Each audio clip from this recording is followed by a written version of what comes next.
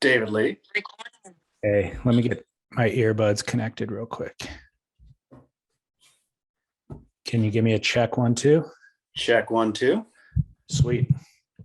All right, we're going to open with a listener line call. Give me a second. Favorite part of the day. Really makes our job a lot easier. Oh my goodness.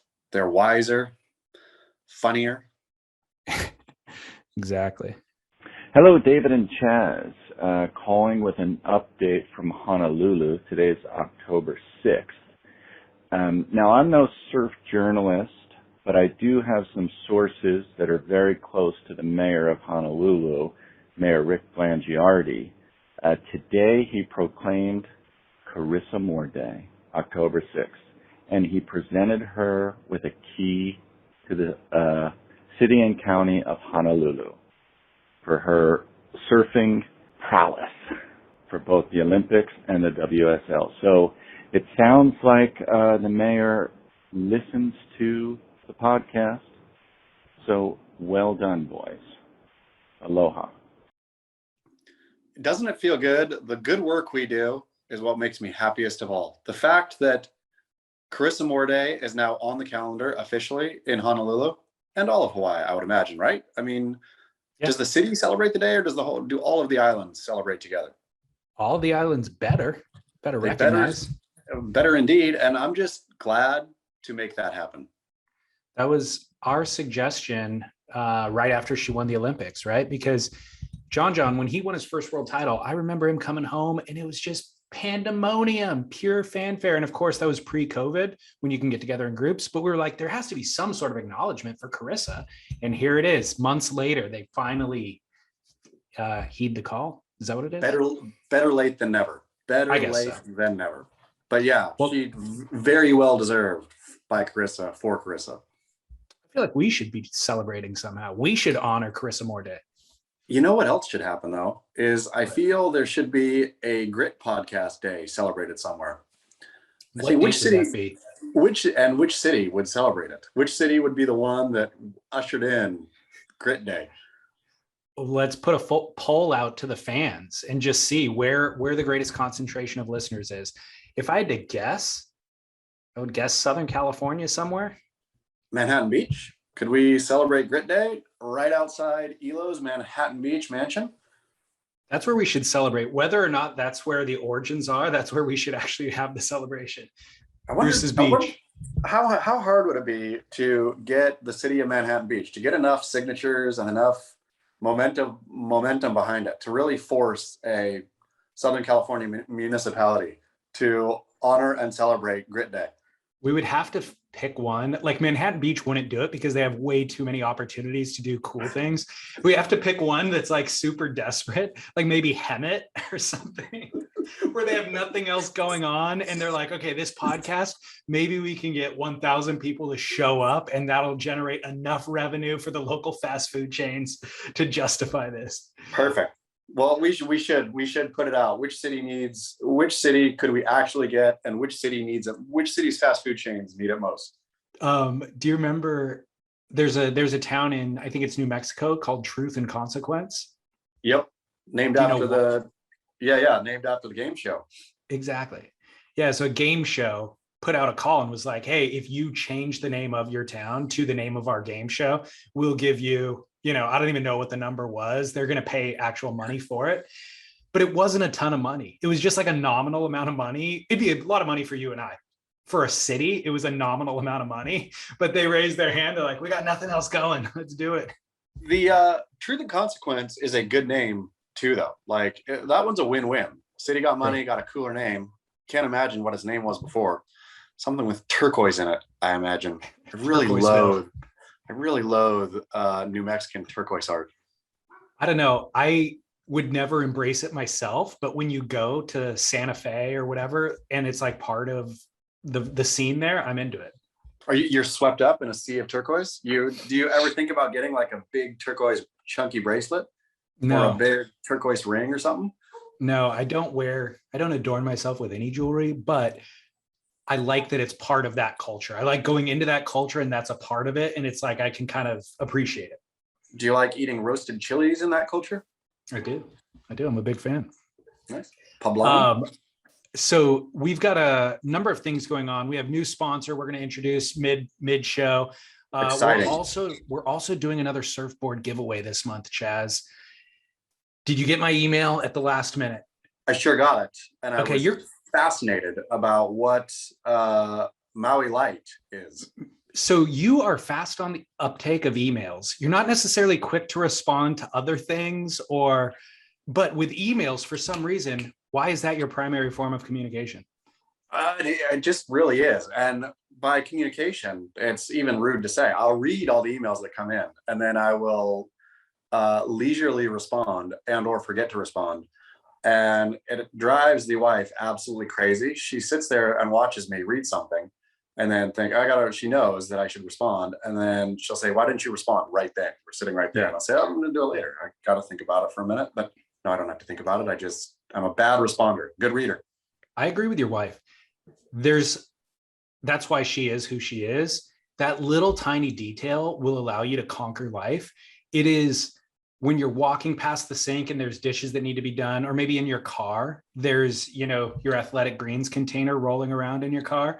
And it's delicious. Like, oh, I'll get that later, and just putting it off is going to constantly, that's all going to build up in your mind and create tension, stress, anxiety. The fact that she just handles it in the moment leaves her with an empty to-do list at all times.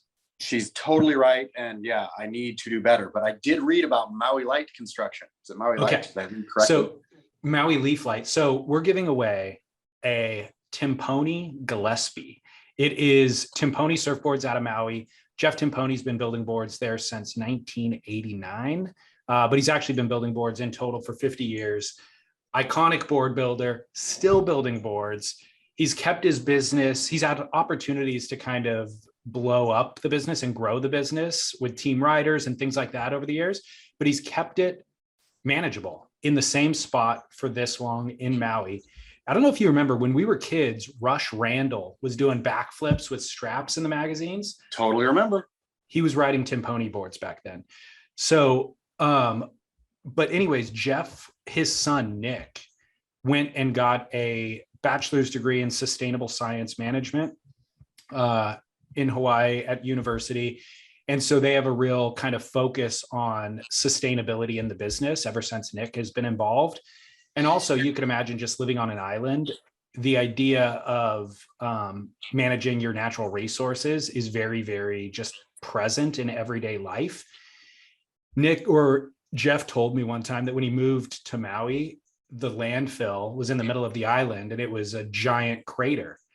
And now it's a giant mountain, 30 years later. Yeah. So you just see it in a real practical way. So anyways, they offer all of their surfboards in what they call Maui Leaf Light construction, which it's not proprietary. Like any surfboard manufacturer can do this because these materials are available on the market through surfboard suppliers. But essentially, it's a recycled EPS core or a solar made PU. So you can pick the PU if you want it. It's made out of solar energy, or pick the EPS and it's recycled. And then they use hemp and flax and basalt cloth as the lamination and a bio resin to, harden it in lamination. So it's using sustainable materials to make the board, which is good on the manufacturing side, but it's also more durable. Like I have 2 boards from them. One of them I got in 2018, shows like almost 0 signs of wear and tear on it. Very few heel dents. They're just really durable boards. So that's what Maui Leaf Light is. Fantastically. There's like 0 compromise in performance or anything like that. It's equal to everything that you've had, except it's more durable. So it's actually better. What in the world? Well, good on Timponi, and good on whichever listener is going to get this board. So we're giving it away on November 1st. Obviously, for all of our subscribers that contribute the $5 or $10 a month, they're automatically entered to win this Timponi Gillespie, which is, by the way, it's like a fish, but with kind of a narrower tail with more rocker in the tail and a quad setup. So like a fish, but you can go vert on it. More maneuverability, more turning radius. Is the Gillespie name a shout out to Dizzy Gillespie, jazz trumpeter? You would think that it is, but it's not. They have a local guy in Maui who's been riding their boards forever, whose last name is Gillespie. Oh man. They should put a logo on at least of Dizzy Gillespie's cheeks. Fascinated me as a kid and are epic to this day. Like, remember how huge he would get his cheeks out there? Was that Dizzy Gillespie? Yeah. Okay. Yeah, I remember the U-Haul vans that were honoring him and they Yeah. had him on the side. Do you remember that? Yep. There you go. It's a good name for a surfboard too. It's a great name. We should really do like a ranking of the best surfboard model names because Gillespie would be up there. It definitely would be up there. Where is Paizel's Ghost? In the middle. Really? Do you think Ghost is that great? I thought it was. I thought it was like a sneaky, awesome name hiding in plain sight, and him attaching it to the board made me think that is a fine surfboard name.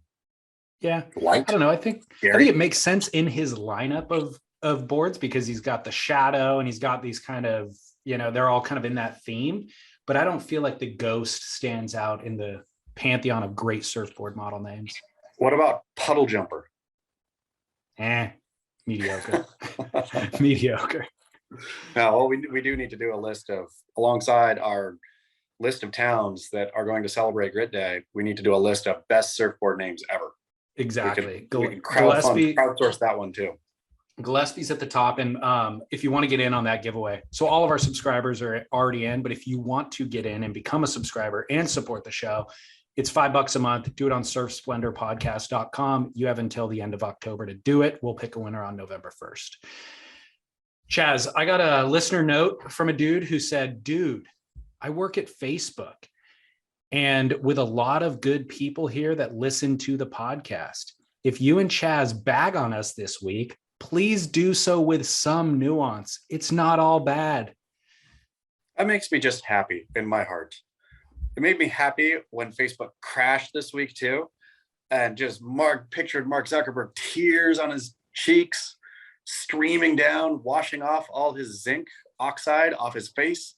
But also, yeah, to the people who work at Facebook and listen to the show, thank you for listening.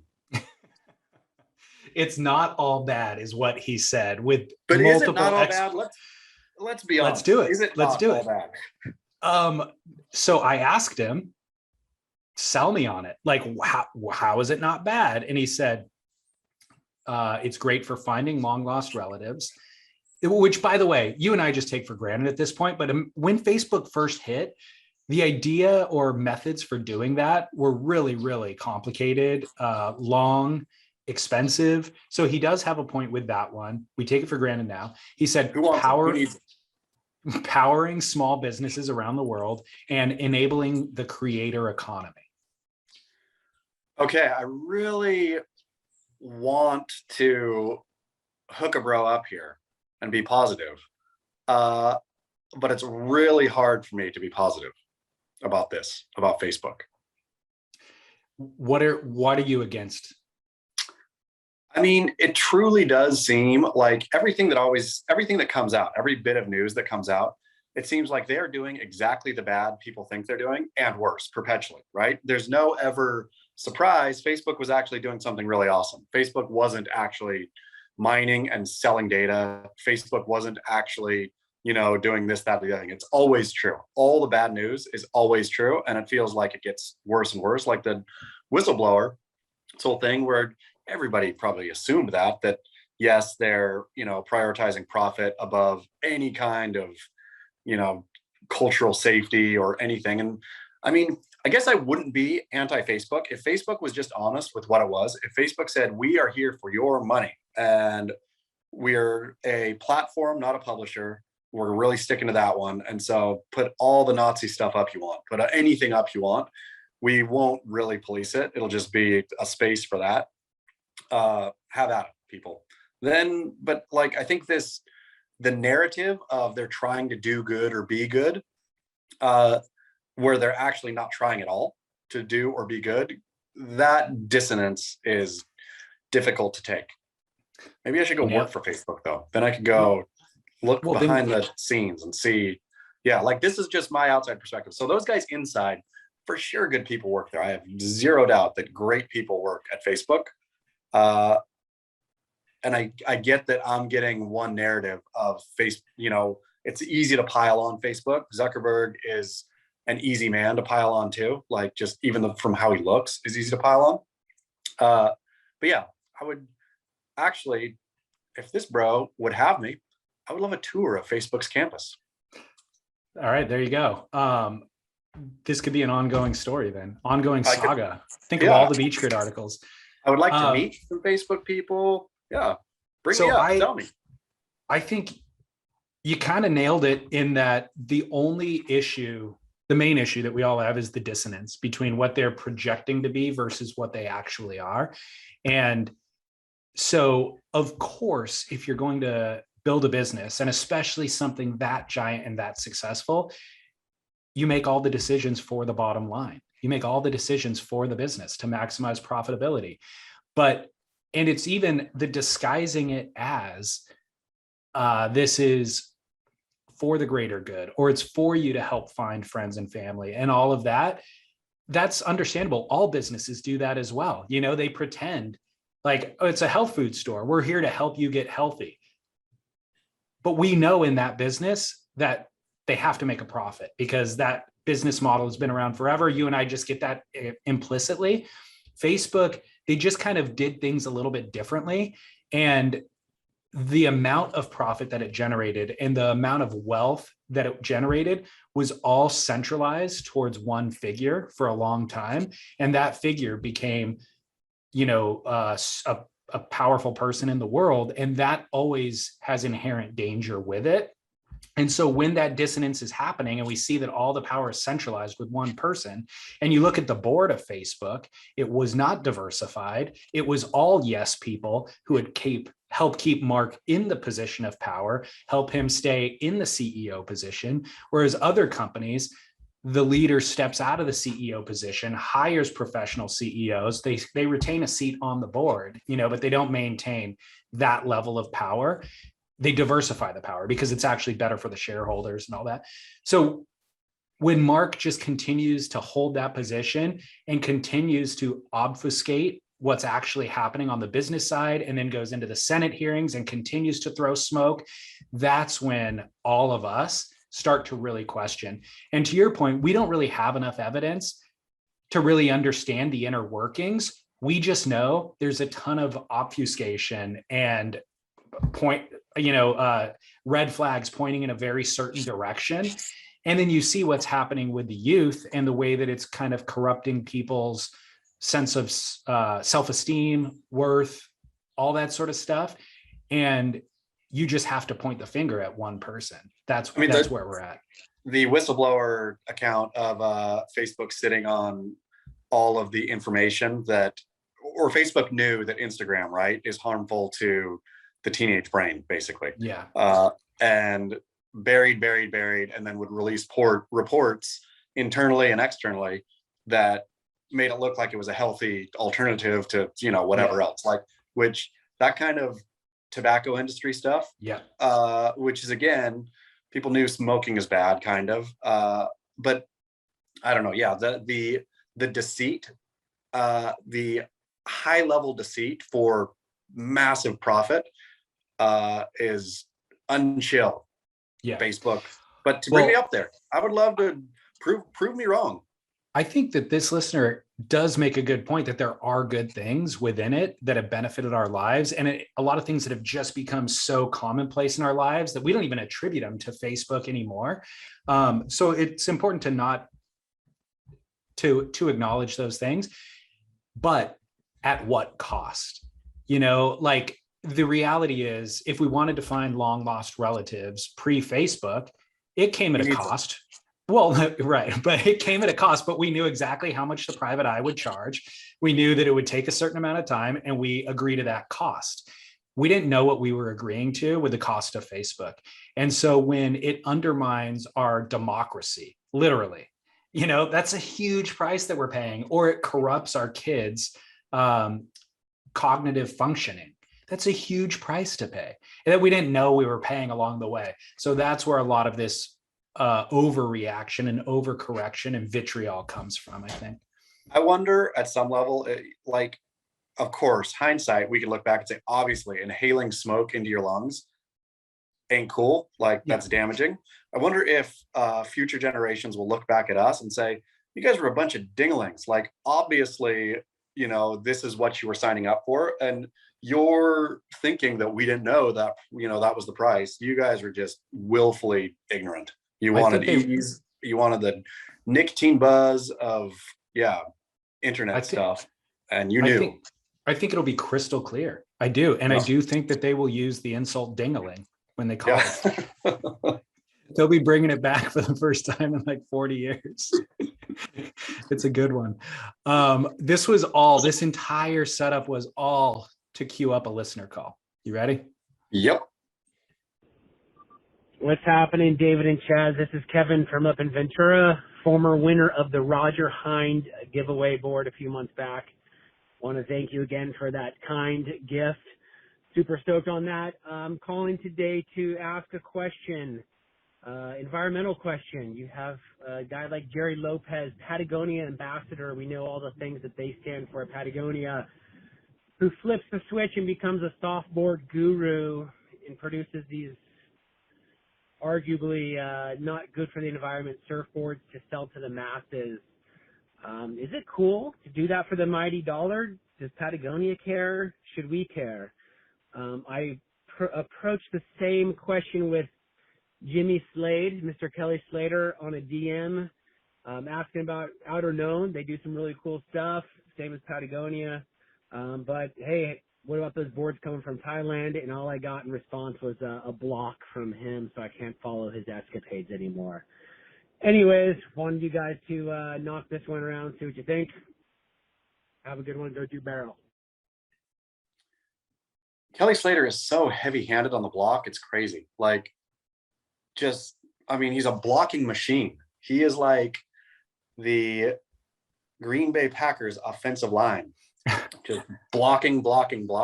Well, and it's interesting, right? Because these are his fans. It's almost, Sure. It's really a slap in the face.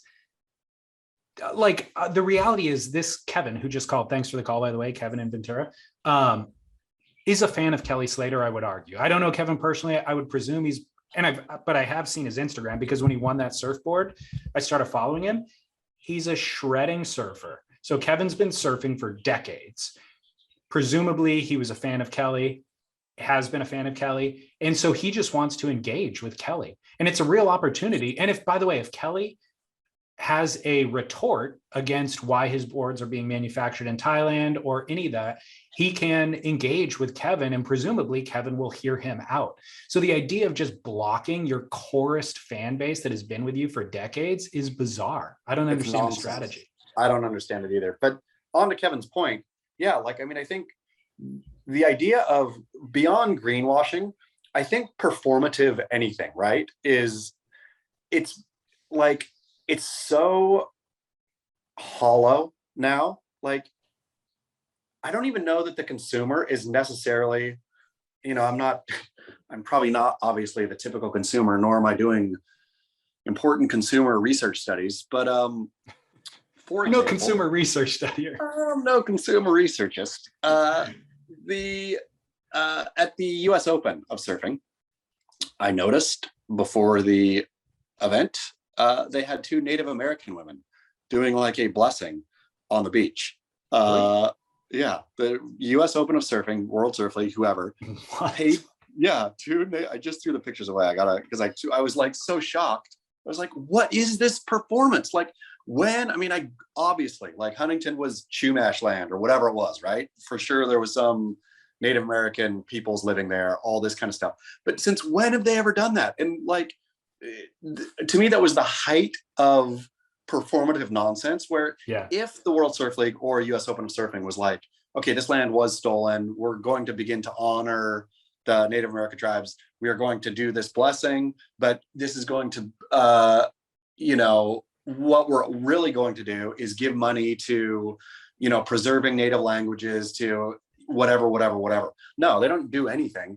They throw, maybe they paid the Native American women to get in traditional garb and go do their blessing, but that's it, right? Like, and the idea of greenwashing and or anything performative that makes me so furious is, imagine, my my talk about the people and doing stuff for the people and all that is all genuinely true. And I believe that the public is intelligent, right? Like they're not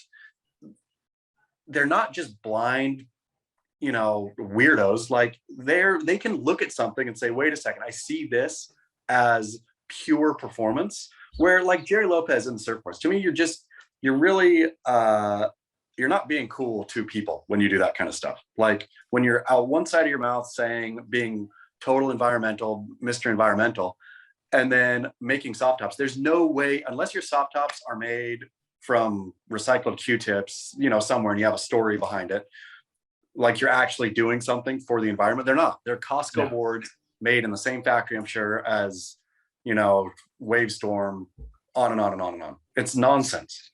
So there's two things we need to just separate: Kelly Slater and Jerry Lopez.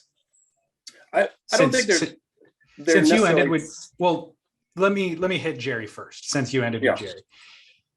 It's really hard to disparage Jerry. Or like, as we're having this conversation, it's hard for me to have the Wavestorm conversation or the Jerry Lopez soft top conversation, because I don't have anything good to say about it.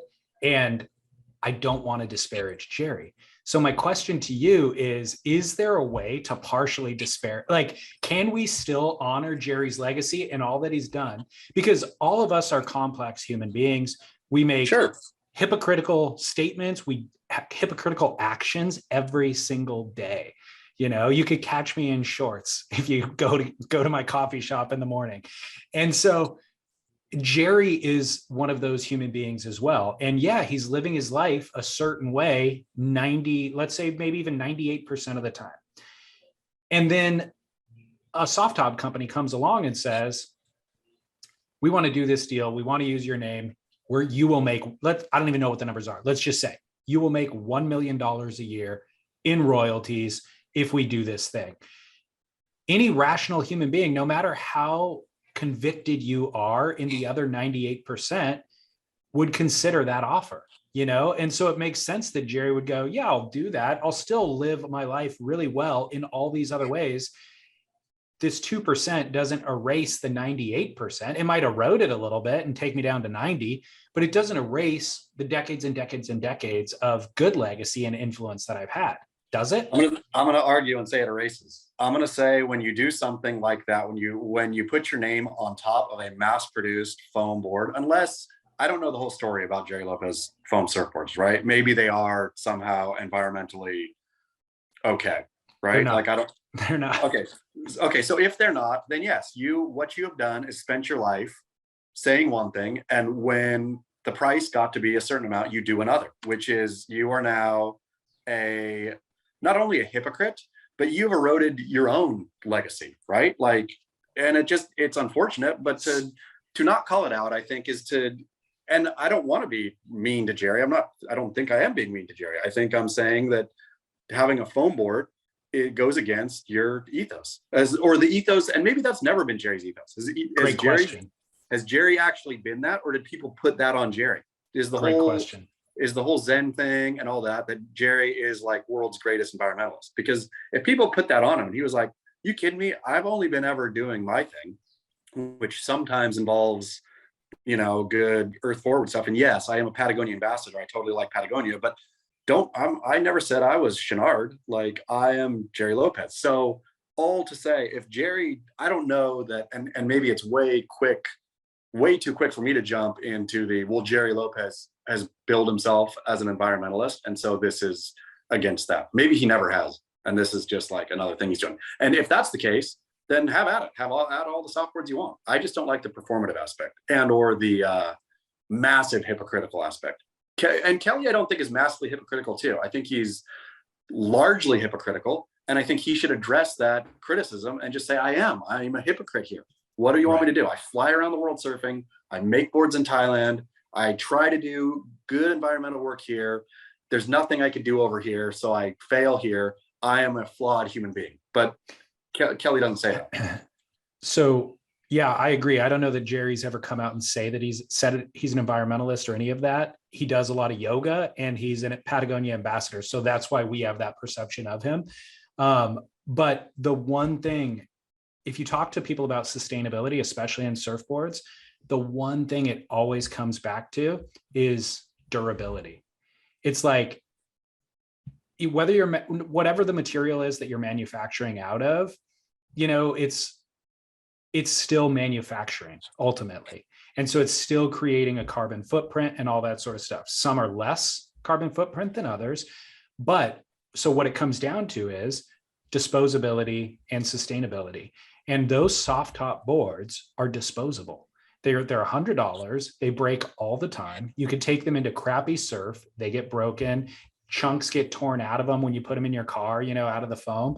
And so that's the real problem there, is the durability. And I would also make the argument that very few of my surfboards that I've ever broken actually end up in a landfill. They end up in my mom's backyard, in the garden, or something. They become an art project. I put very few of them in an actual trash can. Those wave storms, I would say 95% of them end up in the landfill. I see them in the trash can at the beach, split in half, just stuffed into a trash can. You know what I mean? So that's really where the problem is. There is a problem on the manufacturing side, especially the wave storm ones are made in China. And we know all of the perils of Chinese manufacturing. Kelly Slater's boards are largely made in Thailand. And I don't know the perils of the manufacturing there. We could probably make an argument that they're not held to the same environmental and regulatory standards that California manufacturers are, but I don't know. And maybe even if they aren't, maybe their factory implements all those regulation on their own to make sure that their quality of the product is similar to what they're manufacturing in California. I don't know. That would all be speculative. The real talk about, like, Kelly Slater posing as or saying that he's an environmentalist, the last thing that you would do if you were an environmentalist is start a clothing line. I mean, full stop, and regardless of how sustainable, quote unquote, that clothing line is, that's the last thing you would do. You would only create a clothing line to generate a profit, to build your own personal brand, or maybe as an ego play. But if your heart was really in sustainability, you would think of a way to recreate the manufacturing process for clothing, or simplify supply chain, create new materials, maybe supply the current clothing companies with those materials or new ideas and practices, and then help reinvent the wheel from the inside. But your name, your name wouldn't be the first thing on it, and the branding wouldn't be the first. It would be creating solutions, sustainable solutions, interior wise, not coming out with a brand new clothing line that you're then doing portions of that are sustainable. So the whole thing's a farce. The whole thing's about, like you said, greenwashing. And maybe also we've all painted Kelly with he's like a avowed environmentalist brush, right? Where I think he does do and does talk about to his environmental hopes and dreams a lot. I've definitely heard him speak to it way more than I've ever heard Jerry speak to it, though, I'm not actively listening to Jerry or seeking Jerry out daily. But but if Slater could just say it, just say, we're all doing our best here, man, instead of blocking people, then right. I think that would go a long way to, like, it feels to me, and again, talk about speculative, looking inside the mind of Kelly Slater, that Kelly has a idea of himself that he does not like punctured, right? And idea of self, to me, which I guess is the definition of ego, is not very helpful to anything, right? Yeah. Like if Kelly was actively engaged in, hey man, I speak out of both sides of my mouth. I say, do as I say, not as I do. I'm all this stuff, right? And it just is the way it is. I'm doing my best daily. I'm not perfect. The end. Yeah. I would doff my cap and say, thank you. Finally, a real conversation around the thing that, of course, there's no, Patagonia has some problems, right? Like there's no way you can traipse around the earth and not be damaging the earth at the same time. No way. Patagonia does way better than others at figuring it out. They actually care. It's part of the brand ethos. People who buy Patagonia care too. I mean, it's a whole thing, right? But I don't know. I just wish that, and maybe it's the fault of the people at the end who expect all or nothing, who want, if you say you're environmentalist, you better live in a sand house and eat. Well, that's why I sea wanted to crabs. have that's why I wanted to have that conversation about Jerry. Can, like, I guess the question is, what percentage does it erode his legacy? Because you're right, there is something that Jerry could do or Kelly could do that was so disastrous environmentally that it would become their legacy and that it would erode all of the good work. But with this soft top business venture that he has, let's deem a percentage to it. What percentage has it eroded the good work? 49. Really? I don't think I it's mean, that high. It's a soft top, and it's not. It's an again. I could be. It might be like. So I have one of the Catch Surf soft tops, and I also have an album soft top. Right. I've had the Catch Surf one for 4 or 5 years. Got it when young daughter was like 3, just to paddle her out on the nose and paddle into stuff. Thing is right as rain. Right. It cost as basically as much as a surfboard, and that thing will be around in my garage for the next 35 years, right? Sustainable. Yeah. Catch Surf. The album one is, I love it, and daughter loves it. It's fun. Foam surfboards is not the problem. You hit the nail on the head, is that Jerry's are the problem. But I don't know that his are his the same exact tier as the Wavestorm? Are they like 109? Or are they more expensive and better? They're the same.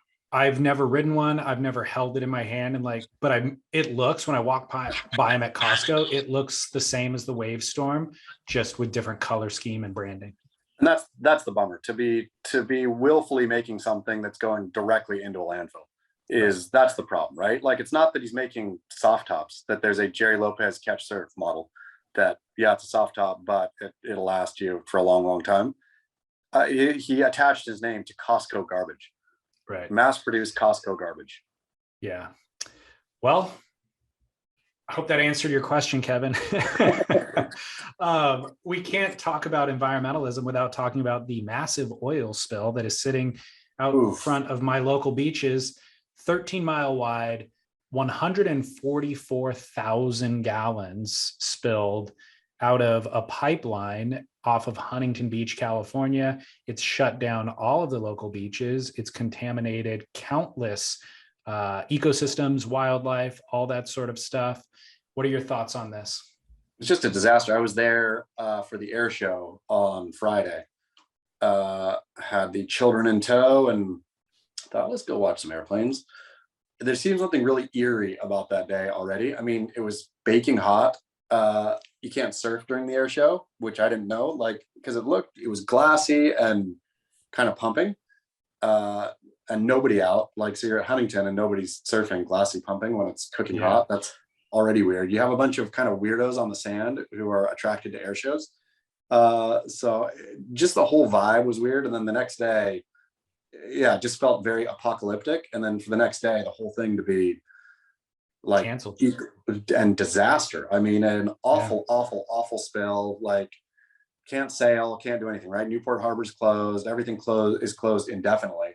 The toll will be, in the billions of dollars for sure. But then who knows how much? I mean, what do you do? It's really is a proper disaster, and so unfortunate. Yeah, there's not a lot you can even say about it. The one thing that I was shocked by was how rinky-dink and amateurish the cleanup efforts look. Oh yeah. That was the one thing that stood out to me. As soon as the images started coming out of cleanup efforts, it's literally 2 people. They're in hazmat suits, which is good. But other than that, they have the same cleanup supplies that you and I would get if we went down there to clean it up. They have plastic gloves on. They're scooping up mounds of stuff and throwing it into a trash bag, and they show the tents that they have set up on the beach. It's an easy up. They have rags, bags, and plastic gloves. It's like, how is the cleanup effort not more sophisticated? Shouldn't they be shooting lasers from a drone or something? It's insane. It really is true. And the fact that stuff is all lagged.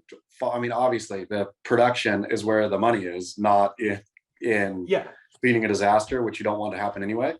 But it is wild that there's no like accountability on, to the oil and gas producers who are making multi-billions of dollars, that you have to have a certain amount set aside for advancing cleanup technologies and all this kind of stuff. Like, I think the ones they have are even worse than the problems often, right? Like, I think if you shoot dispersant in there, that's like a total toxic mess in and of itself.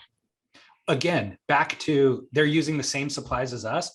They use Dawn soap to clean off the animals, and Dawn advertises that in their commercials. It's the same soap I have in my kitchen to wash dishes with.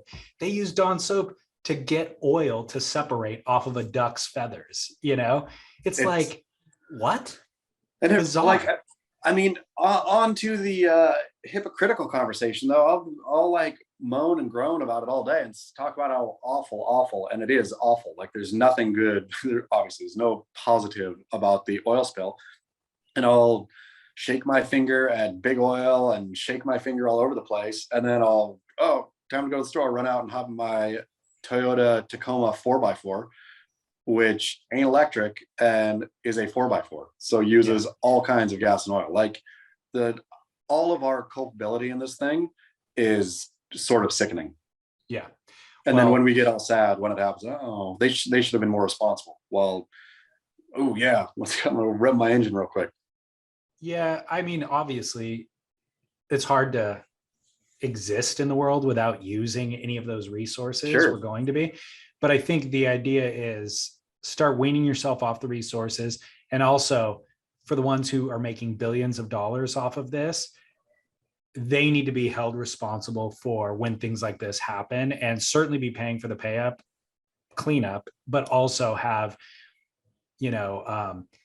Elon Musk style scientific futuristic ways of cleaning it up. Like, they should be the forefront of developing cleanup methods, not some, not-for-profit environmental organization leading the charge. I have a wet dry vac that if I could get out of the harbor, would go out there and just put my wet dry vac on the surface of the water and just like try to suck up some oil. The sad thing is you would catch tons of trash in addition to the oil. It really is. And it is True. sad. Yeah. A couple of follow-up things from last week. Actually, follow up from the Zuckerberg conversation. Another note that listener sent me was that he heard through the offices that when Kai Lenny and Zuckerberg were e-foiling together off the coast of Maui, they were taking photos and stuff. And when they got done, Kai asked Zuck with complete sincerity. He wanted to send the photos to Zuck. So he asked him with complete sincerity, hey, do you have a WhatsApp account? That's amazing. So that he could send him the photos. That is perfect. Like, Kai's just clueless, Good for Kai. Do you have Facebook? I wonder what Kai knew about him. Did he know that he was a multi-billionaire? I presume Kai seems smart enough, Yeah. I mean, he would have known that Facebook CEO and all that. Yeah. How would you know about the WhatsApp maybe purchase? I'm not the smartest guy in the room. I know about that. I know that WhatsApp is owned by Facebook. I thought that was common knowledge. And I mean, honestly, maybe Kai knew that as well and just sincerely wondered, like, does the owner of these companies actually use this the product? Company? Yeah, exactly. So in regard to follow-up things, did you hear from Morgan Mawson last week? I didn't. Did you? I did not. I heard from Bad Boy Rai Rai. Did Bad Boy Rai Rai say, why'd you beat up so bad on Morgan Mawson? No. He said his butthole was clenched the whole time, waiting for him to be on the receiving end of your tongue lashing. So he was thrilled that he survived it, but couldn't understand why the disparity was so great between vitriol for Morgan and adoration for him. Because I love Bad Boy Rai Rai. Yeah. Well, that's the only thing. So that's the only thing that I struggle with doing, not just our podcast, but all of the podcasts that I do, is going to sleep at night, worried that I'm going to wake up to an angry text from somebody that we spoke disparagingly about. This week, maybe it'll be Jerry Lopez and his people. For sure. because it's like, I love doing the podcast. I love to see it grow. I feel great about it, all this stuff. But inevitably, every single week, at least one night, I go to bed thinking about something that we said. And it's like, because I've woken up to those texts from the WSL, from Billabong, from whomever. And I feel sincerely bad, because I feel like there is a way to be critical and to have a meaningful, constructive conversation.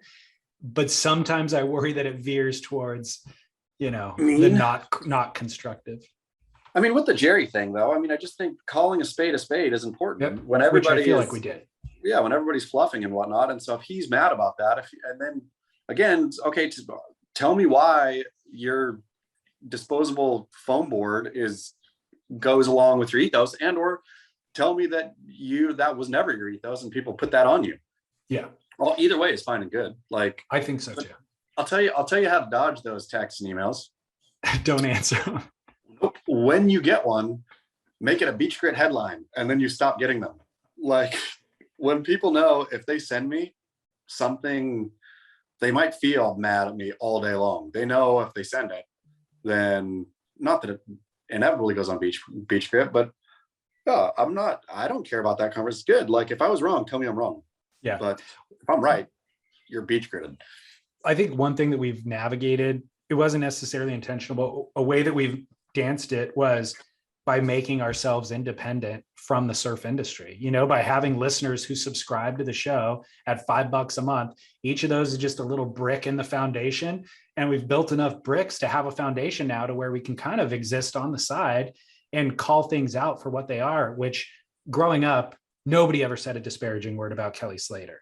All the magazines were glowing because they want an interview with Kelly Slater. I've kind of accepted the fact at this point, I'll never get that interview. And that's okay, because the weight of it is lesser than having all of these meaningful small conversations on a weekly basis that are actually relevant to what's happening in surfing. It's true. In other news, we both got messages this morning that Seth Moniz is rumored to be hospitalized. Did you get this message? I didn't get this message.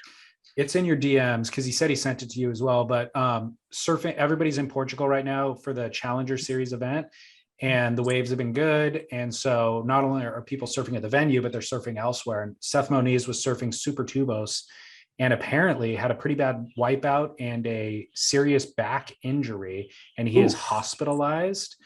That's all the information we have. It's all a rumor at this point, but our thoughts and prayers are with Seth because we don't know how significant that is.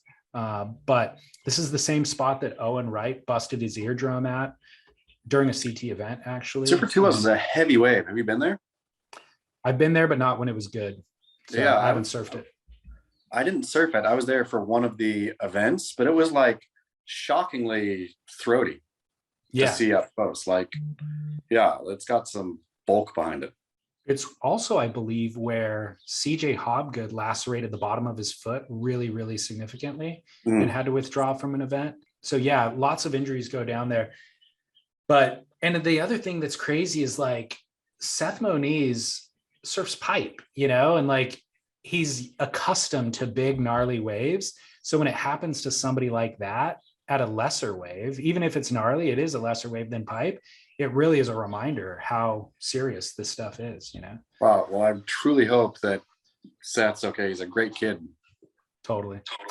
A couple of thoughts or stories coming out of Hawaii this week. The qualifying series events, the regional events hosted by the WSL are canceled again due to COVID constrictions. And BJ Penn is also running for governor. Amazing things happening in Hawaii. I really, truly do not understand. Like, there was a story, I put it on Beach Grit, about surf parents and surf industry adjacent people being frustrated at this point that there's been so many cancellations of events in Hawaii that, their kids there's no way to get points. There's no way to do anything. They're just stuck forever, where soccer and football and all other organized sports are just all on, like, no problem. Right. Where they're on, but there's no people in the stands. They're against the crowds gathering. Yes. But like, how is surfing not, I fully get I'm not about making surfing a sport, but I completely understand the frustration of the people in Hawaii who, you know, want and or need competitions to go. How are they not? How is surfing categorized anywhere differently than soccer or football in terms of playing it? It's insane. It's insane. I mean, football's a contact sport. You are Yeah, intending to contact with people, to connect with people. And so, yeah, surfing, you're socially distanced. it You're doesn't make incentivized to not touch. any sense to me that how the state of Hawaii, how that's even, I mean, it seems like it's one of those bureaucratic things that just gets kicked down the line, but I don't know how somebody sensible didn't step up a long time ago and said, wait a second, this is silly. So is BJ the sensible type? That's the question, because BJ is noticing all of this and he also has clout and respect from his community. One of the greatest MMA fighters of all time. And he said, I'm going to make a run, or I've made a lot of mistakes in my life, but I would never run from a fight or sell out my people, which is a pretty strong shot across the bow. As soon as I step into the Hawaiian governor's office, I will remove all new and state and federal mandates that have been hurting our economy, residents, and Ohana. We will get the best doctors, medicine, therapies, and healthcare the world has to offer and fight the pandemic and always keep Hawaii amongst the safest and healthiest states in the union. We will get rid of all vaccine passports. Hawaii will be vaccinated with Aloha, and unvaccinated with Aloha policy for everyone. Same with the masks. We will follow the Constitution to the T. I am not here to fit in with the other politicians. I am here to get our freedoms back. BJ Penn in. It's a great Love statement. I love it. I'm in. I don't know that people fully understand the way that politics work and the political machinery churns. And sure, nobody does until you do it. I'm not convinced BJ Penn is the guy who can solve that equation and then actually execute his plan. Don't know, but love the excitement of him throwing his hat in the ring. I'm curious as to, I haven't seen a poll yet. I wonder where he's sitting in the poll, and or is Hawaii's governor election this November? I mean, is it? I think so. Yeah. Really? So is it like a few months away? Yeah. So, and is BJ really wanting to win, or is BJ wanting to drag whoever the eventual winner is, you know, more to the side of less restriction or whatever it is that BJ wants? I would love if he even thought of it that far in advance. I mean, he must have thought of it at something. He didn't just make an Instagram post, right? Well, like, he thought of it, but I would love for his real play to be that sophisticated, you know, for him thinking, okay, I want somebody who's more liberal to win. So I'm going to throw my hat in the ring knowing it's a moonshot and I won't make it, but I'll land, you know. And, or maybe he wants someone more conservative in terms of like someone who would, yeah, I mean, clearly it seems like he's over mask mandates and all this kind of stuff, right? And so maybe he can pull one of the eventual winner over to be, yeah, more, I don't know, more liberal, I suppose, in terms of regulating all that stuff. All I know is the only reference I have for any of this was that Tito Ortiz ran for mayor, or he was actually like the interim mayor or pro tem mayor in Huntington Beach for a short stint. I remember that. Dude's a disaster. The dude is it didn't go well. Disaster. No, it didn't go well, and he got ousted by his own people. Like, he's a complete shit show. I remember the Tito Ortiz years in Huntington. That was recent. It was like 6 months ago he got booted. Yeah, loved it. Bring him back. I lived like, I don't know, a mile from Tito in Huntington for like 10 years. And it was when he was with Jenna Jameson. And so I would see him, I would actually SUP in the Huntington Harbor, never in the ocean, but in the Huntington Harbor all the time. And so I'd go past their house all the time and stuff. But I would also see mainly Jenna in Trader Joe's. She talk about train wrecks. Holy cow. She was a disaster. Yeah. Jenna Jameson, Tito Ortiz, though, fine. Like, that is peak Huntington couple. It really is. It truly is. Yep. It was not pretty. Anyways, good luck, BJ. Yeah. Got my, I live in Hawaii. I'd vote for you. And what else? Okay. I think we should go to commercial, Chaz. We're running low on time. I've got a doctor's do it. appointment I've got to get to today. Let's do And it. yeah, let's go to commercial. Let's hit AG because we Okay. forgot to for the pre-roll. Okay.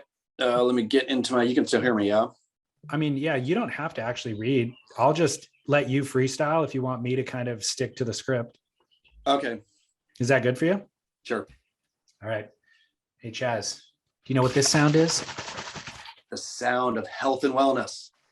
The sound of our sponsor for today's show. It's made completely possible by Athletic Greens.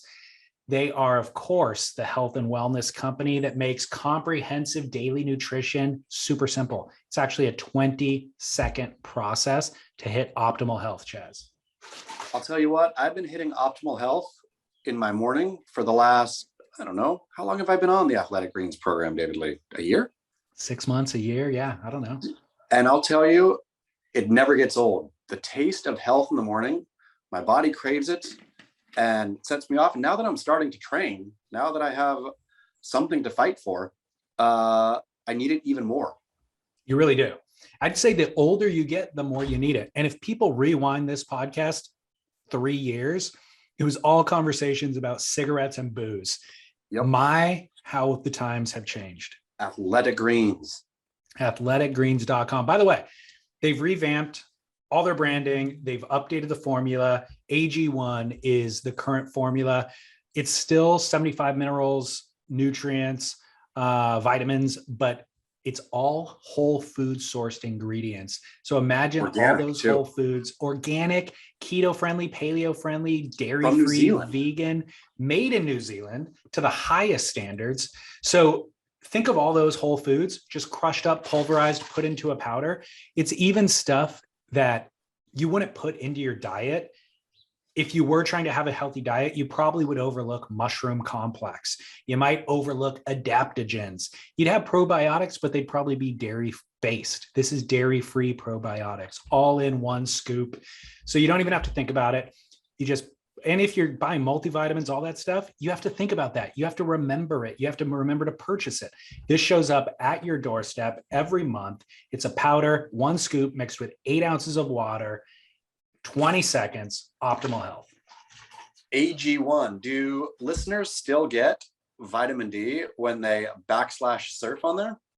Vitamin D immunity booster, a year supply. Athleticgreens.com/surf. It's all in one dropper now. Go to athleticgreens.com/surf. Athleticgreens.com/surf, and you get not only optimal health and wellness, you get vitamin D and immunity booster dropper for free, and you support the show. Yeah, athleticgreens.com/surf. Fantastic. Chaz, what is that fancy bracelet that you're wearing? Oh, guess what I've got on? My Whoop band. Whoop. I have Whoop on. Okay, I'll tell you this. I was a skeptic. I was a Whoop skeptic coming in, but I'm not anymore. What was your skepticism and why did you have it strapped to your dog for the first week? Well, my skepticism was this thing is not going to tell me anything about myself that I don't know, right? Like, I don't need it, don't want it, don't care. I'll put it on because they're an advertiser, but don't want to do anything with it. Oof. The other day, a week ago, I guess now, I thought, oh, I actually have to start training. I have to actually get fit. And I realized this thing is better than a personal trainer. It is. Because it doesn't have feelings.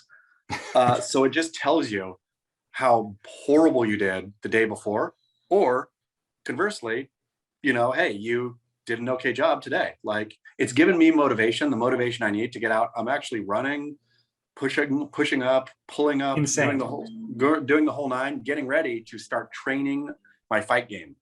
It is insane that has changed your life in that way. But I agree with you. It is an accountability partner. It's like, Yes. I feel but with no feelings. You nailed it. Like, I feel a certain amount of accountability if I'm wearing this on my wrist and I see the results on my phone. And the reality is I'm never doing as good as I thought I was doing. No. I think I'm pretty healthy. I think I'm sleeping well. And then I check the stats and I'm like, ugh, okay, I'm not doing horribly, but I am But not not well. nearly. Yeah. And it shows, you know, like physically, I can see it. This little roll right here, I can see it. But in addition to it not having feelings, it doesn't even have buttons. It doesn't Nope. have any notifications. It actually is super streamlined. It fits under your wetsuit and it's waterproof. So that is what I like about it, as opposed to what I see other people wearing on their wrists at times that's like lighting up constantly at dinner. I went to a fancy dinner. A buddy had his jacket on pulled over his other device. And I thought that he had a blue sticker on his jacket because the light was shining through his jacket, you know? Yeah. I was like, what the heck, dude? So I love that this is so streamlined, but all of the information that you're talking about is actually on the app. So it's reading you 24/7 off of your wrist, biometric reader, but then sending it to your phone. So you access all that information on your phone. It's invaluable information. You could share it. So it is your kind of personal digital trainer, but you could share it with your actual trainer. You could share it with your physician. You could share it with anybody. And it gives them all of these kind of invaluable insights about your vitals. It really truly is. I mean, as I learn it more, they have the strain, the sleep tracking, and the recovery tracking kind of, and there's a real, like, you can maximize those yourself to reach real peak fitness, which, yeah, I got something to do now. I'm prepping for Smith Goggins 3. So I actually have to start training the fight. I'm impressed. And so Whoop, WHOOP, now that we've said it aloud on your podcast, you, the listener, will start seeing the ads everywhere. That's the way this works. You're going to open Instagram, you'll get the Whoop ads. You're going to open YouTube, you'll get the Whoop ads. But whoop.com is where you go. Our promo code is the word SURF. SURF. It's super simple to remember. And what ends up happening is if you use our promo code, you get a free Whoop 4.0. It's the latest, the most advanced fitness wearable technology. So you get the Whoop 4.0 for free and you get 15% off your membership. Whoop.com, promo code SURF. Do you know which iconic surf figures are currently using Whoop and have been for 3 years? I know John Florence. I know Ivan Florence. I know Nathan, or maybe not Ivan. I know Nathan Florence and John Florence. Totally. They've been using it for 3 years. I've seen them using it for years. And I was like, what? And we started talking with Whoop 9 months ago or whatever. And so we're introducing the 4.0 for Whoop. Where do they go? It's truly, honestly, life-changing, oddly, if you take it seriously. And you go to whoop.com/surf, get your free 4.0 and get your 15% off, which is honest to goodness good deal. It really is. Whoop.com and then use promo code SURF at checkout. Or not /surf, sorry, promo code SURF. Nailed it. Boom. All right, Chaz, welcome back to the show. Wow, sweet. Feels like we've been gone a long time. We have, but business, got to do business. Sure. Got to pay for all that gas we're putting in our cars to contaminate the economy. Yep. So did you watch the Val doc yet? I haven't yet. You know what's gotten in the way of the Val doc? Squid Game. Squid Game. Yeah. Yeah. You know what got in the way of my podcast prep this morning? Squid Game. It's episode 2. I'm only on episode 2. Oh man, how good is it though? Episode 1 was epic. Oh, whew. I'm dipping in and out, but yeah, I love every second I catch. Or how far are you into it? I think the wife is on like 5 or 6 maybe. And I've seen only parts of each of them, but Okay. yeah, busy man. Okay. Too busy for TV. All right, cool. Well, this might be a perfect segue to explain why you were busy. We're going barrel or nah. Jiu-jitsu. Barrel.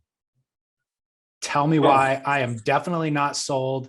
And I've known that Derek is super into it, and I've seen him tying in his relationship with Whoop and how that's improving his jiu-jitsu or allowing him to track it. But I'm still not sold. Sell me on jiu-jitsu. Okay, so here we go. The realization came to me not long ago. I've trained jiu-jitsu once or twice. I fought Richie Bass back in the day and did some Did you jiu-jitsu really? training there. Yeah. I don't know how I missed that. Was that a series of articles somewhere? It was a early stab story. Okay. Yeah, I went and trained with him jujitsu in the morning and then kickboxed in the afternoon. And then we got in the octagon. And I lasted maybe, I don't know, a couple minutes, maybe. I can't remember really how long. I mean, he was clearly going easy on me. But then I threw a punch at his head and threw my arm out of socket and disgusted his trainer and him. Wow. So then the fight was over. Well, one day of training allowed you to last for a couple of minutes. That's pretty It impressive must- training, because I mean, without he- it, you wouldn't have lasted that long. He was going so soft. He wasn't even trying to take me to the mat. He was just like kicking me in the ribs and punching my head. But yeah, but so all to say, the realization though that BJJ is going to be good for me was I was daughter's serious ballet there a lot. I'm there a lot Yeah. with her. Watching her, like watching her struggle to remember choreography and work her body so hard, like she is sweating, and it's both mental and physical. And the light went on for me at that moment. Oh wait, that is BJJ.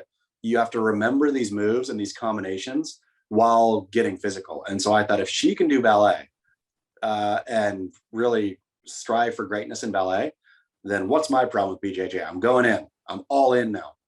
So what's the strategy? Are you working with a specific studio nearby, or what's the strategy? I'm gonna start. Yeah, I'm gonna hit one up. Hopefully today or tomorrow, and then just start going in. All right.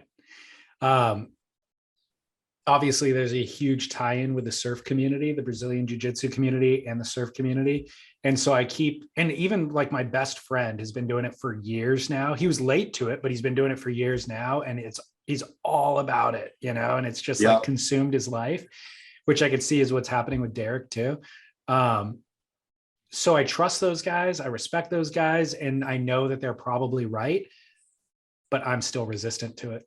I hear you. I just don't want to layer in a new thing that I have to do, I was resistant until I realized, wait, I have become lazy mentally and physically, and jiu-jitsu is a way to kind of strike back. I'm also going to do more than jiu-jitsu though for the series that will be on Beach Grit. I'm gonna box and kickbox, and I'm gonna layer other things in with my BJJ. Ashton, coming for you. Yep. Goggins Smith Goggins 3. The Reckoning. So if that's your end goal, my end goal is to be healthier through my 40s than I was in my 20s even, and like it's inspired by having a kid, essentially, where I don't know who said it. There was a quote or something at some point where it was just talking about like the human body is just so impressive. And so to not try to maximize that and that experience and see what it's capable of is really the waste of a man. And I'm like, I'm sitting around. I was blessed with, I don't want to toot my own horn, but I was blessed with favorable genetics. And I just let them rot on the sofa, and I drink a bunch of wine, and I eat a lot of sugar, and I sit around watching Squid Game. And it's like, what the heck? This is not what my ancestors worked for, No. And so I feel that way now, having a kid on the way. And it's more so that I can live to see grandkids and all that sort of stuff, because I'm having a kid at 40. And so, diet and exercise and athletic greens and Whoop allowing me to track all that stuff, and not only track it, but then monitor the vital signs if there was actually something wrong, being early alerted to it so that you can kind of get the remedy that you need. All of that has become relevant and important to me in a way that simply was not 5 years ago. What are you going to do instead of Brazilian Jiu-Jitsu in your life? What are you going to layer in? Are you going to stationary bike? Are you going to get a Peloton? I've already started doing it months ago, and it's personal trainer at the gym twice a week. Okay. Are you seeing results? Totally seeing results. And that was something that Lauren had been doing for her whole life, more than 2 days a week. But when she was walking out of the house 4 months pregnant, going to the gym at 7 a.m. when I was sitting on the sofa, is when it really smacked me across the face that I am no longer allowed to live the sedentary lifestyle. Yeah, exactly. Still doing all the hedonism, just not doing the lethargy. Perfect. So okay, I'm gonna go in then. You're Barrel. in on Brazilian Jiu-Jitsu. I'll go barrel for you. I'll just do a tangential exercise. Barrel or nah, vaping. Nah, in any context, no vapes. This flies in the face of everything else we just said, but it's pitched to our youth as a healthier alternative to actually smoking. The best, one of the memes that I saw recently that just made me chuckle, too much maybe, was a cigarette that said, "Hey kids, here is a healthy plant-based alternative to vaping." Amazing. Yeah, it was real Amazing. Or weed, a medicinal, healthy, plant-based alternative to vaping, you know? Yeah. I mean, it truly is backwards. The people who have those like big vape machines too that are still around, who are out like blowing like industrial power plant amounts of smoke into the air. I'm thinking, what are you thinking is happening here? What do you think is going into your lungs? Why are you doing this? Like the amounts of nicotine they spike in those things and stuff too. I mean, I know cigarettes are bad for multiple reasons, including nicotine and all the other chemicals that are in there and blah, blah, blah, blah, blah, blah. But oh my goodness, what's in those like vape cartridges? No idea. Nobody knows. I mean, some Vitamin people D, know, tell you that. but they don't know the effects of it yet. You know? Yeah. It's wild. Crazy. It's wild that people happily experiment on themselves like that. We did when we were young. You know what I mean? Like young people they don't have any foresight, longevity. They don't know, you know? Vaping just looks so stupid though. It really properly looks stupid.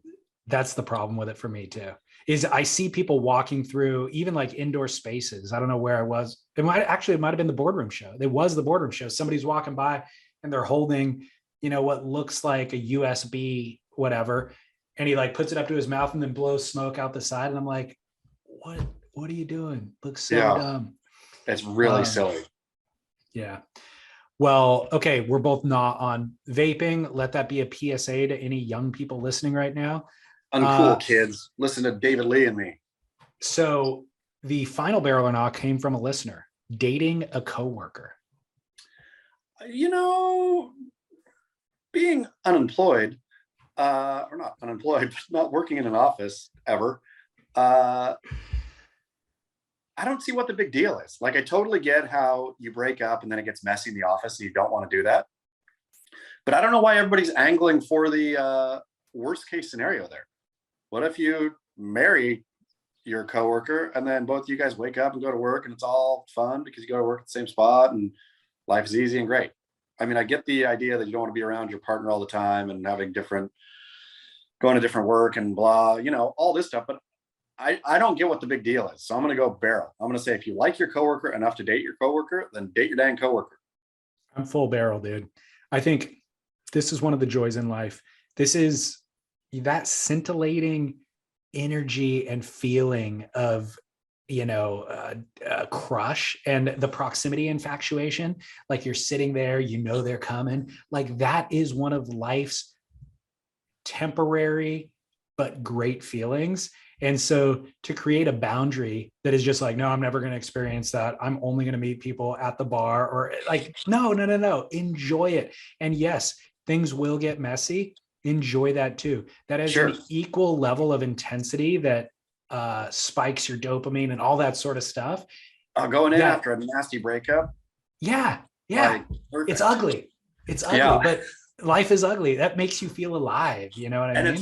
And it's also fun for your coworkers as well. Like, you don't want your coworkers robbing you of fun, right? I mean, whatever little joys you can get from the office place, don't you want to see people both get together and break up in nasty ways?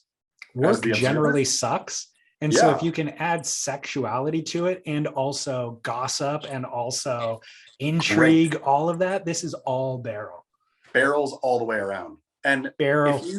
If you do break up and it's so nasty and you just can't go to work anymore, then great. You gave yourself a good reason to quit. Exactly. This is not only barrel, this is Justine Dupont's barrel with the boogie border dropping in and almost taking her down and dodging it. Cause that's what happens at dating at work. You're dodging boogie borders left and right. Perfect analogy. Thank you. Timely too. That just happened yesterday. All right, Chaz. Well, this has been a wonderful show. And we promised the people we would be back at Album Surfboards this week, but that didn't happen. We will be back next week, though. I think next week, for reals, it will happen. Okay. I owe them an email. They were expecting us today. So Great. Sorry, guys. No, it's all good. But huge shout out to our sponsors this week, athleticgreens.com/surf, and of course, whoop.com, and use the promo code podcast to get the 15% off. Wait, Thank you. Is the promo code SURF? Yes, it is. Sorry. Use the promo code SURF at whoop.com. You'll get a free Whoop 4.0 strap and 15% off the membership. It's deal. a fantastic deal, honestly.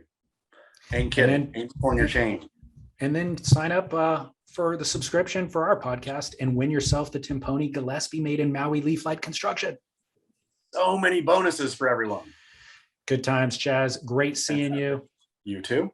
See you in Enjoy person ballet. next week. Okay. Until then. Give barrel.